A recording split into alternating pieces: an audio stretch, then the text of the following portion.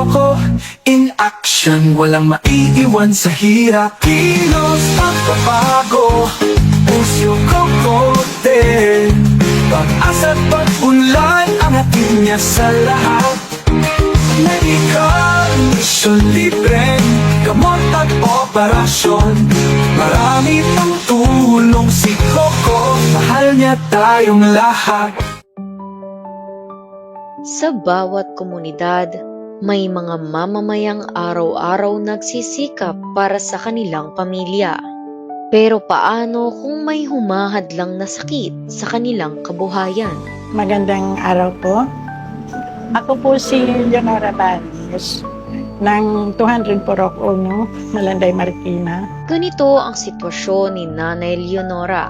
Matagal nang nahihirapan sa pagbabasa at paghahanap buhay dahil sa katarata.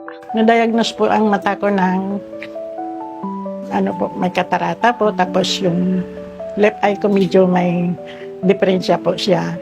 Mahirap po, malabo na po kasi yung mata ko, hindi ko na po makita yung near sight, tapos yung far sight ko ganun din po, na yung ilaw nga pag nakita ko, sabog yan eh. Mahirap po, tapos mahapdi po.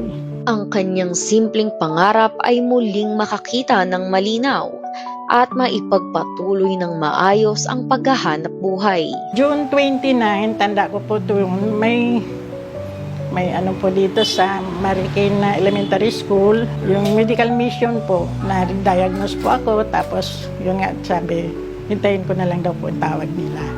Sa tulong ng medical mission ni Senador Coco Pimentel, natanggap ni Nanay Leonora ang kinakailangang operasyon para sa kanyang paningin. Tuwing punta po namin sa Manila Doctor, may sasakyan naman po, libre naman po. Libre po pati po yung aming pagkain. Ay, gusto ko po talaga magpapasalamat sa kanila kasi po hindi ko po akalain na silang tutulong sa amin.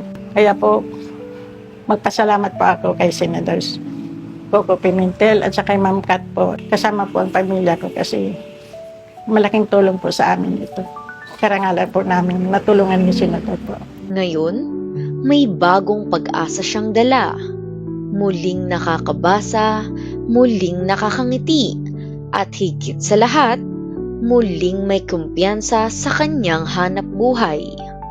Malasakit at konkretong aksyon, yan ang hatid ni Senador Coco Pimentel upang mas maraming Marikenyo ang magkaroon ng panibagong pag-asa.